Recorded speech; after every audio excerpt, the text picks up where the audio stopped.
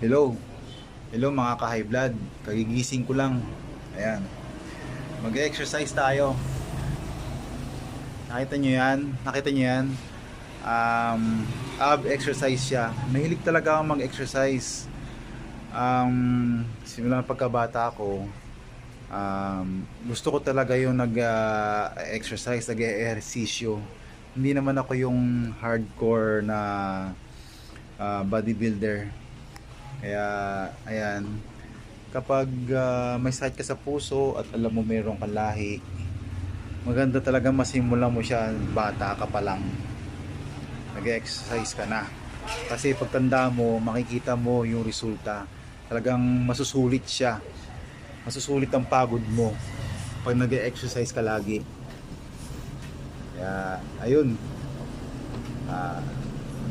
Thank you. See you next